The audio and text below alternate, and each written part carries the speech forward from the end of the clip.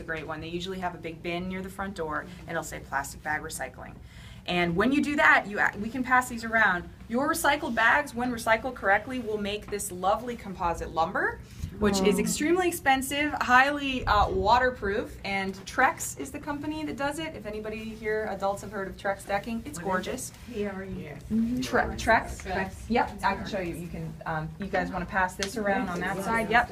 So you can pass that around. So there are really, really good uses for recycling plastic bags, certainly after you reuse them. But again, once they come here, and I know that you guys working on your projects here in the Lego groups, I know that you need to come up with some kind of a solution for these kind of things, and this is definitely a problem. So take note now. Trex warp at all? I've seen some that do. I don't own any Trex, and I've been to the plant, I've been to the recycling or the facility like this one that does it. But anyway, so let's move on. I've gotten on my soapbox about plastic bags and films long enough. Let's start in with the real meat of it. Let's really get to the sorting of the actual, and you guys can keep passing them around. When you're done, maybe just place them right here.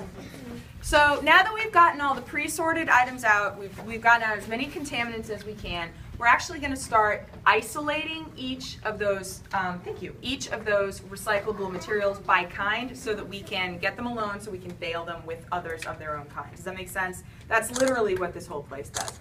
So the first item that we're going to get out of the stream is actually fibers. We call them fibers in our industry. Who wants to take a stab at what fibers are? Or if you've read anything on this wall, you already know.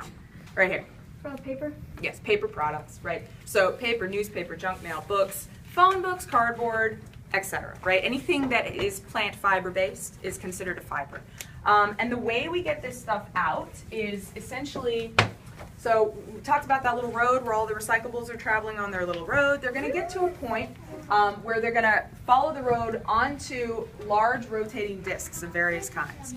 And the reason they follow these rotating discs is because these discs act like a sifter at the beach.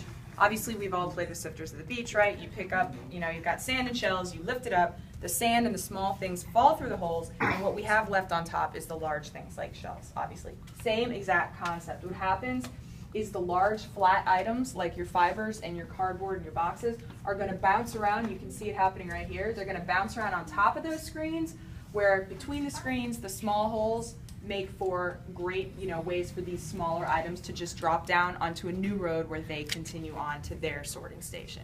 Does that make sense to everybody? Okay.